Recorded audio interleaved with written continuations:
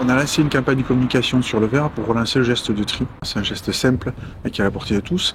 On a constaté que les performances de collecte du verre avaient baissé depuis 2021, donc on souhaitait vraiment relancer ce geste de tri. Au niveau de la collecte du verre, on était sur 9400 tonnes par an, c'est à peu près l'équivalent de 34 kg par habitant et par an.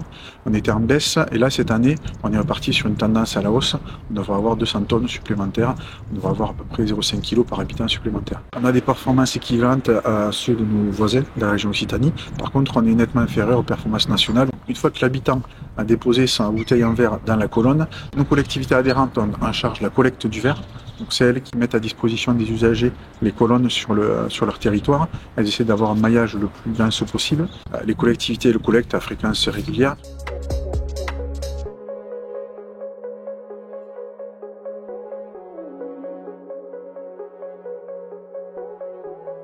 La collecte du verre, c'est deux jours par semaine. La ville est faite tous les mardis matins, de 6h à 8h. Et disons, les campagnes, ça tourne suivant 15 jours, 3 semaines, des déchetteries après.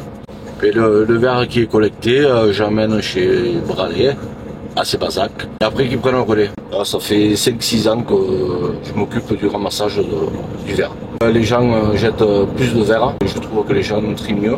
Toujours ça arrive quelques personnes qui jettent du verre, qui mettent du verre à côté des conteneurs, quoi. Mais bon, ça c'est comme ça.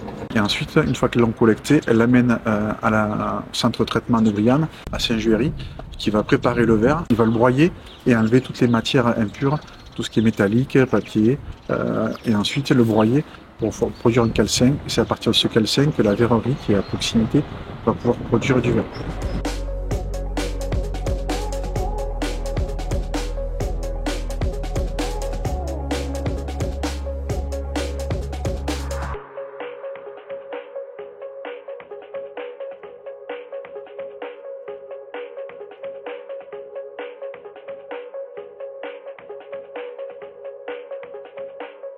Le calcin est la matière première principale des verriers. Il permet de réduire l'utilisation de ressources naturelles et donc de réduire les émissions de CO2. Une tonne de verre recyclé, c'est 500 kg de CO2 évité. Le but, c'est d'amener directement le verre au centre de traitement. S'il y a un point de rupture de charge, ce qu'on appelle un point de rupture de charge, c'est on dépose au sol et on reprend.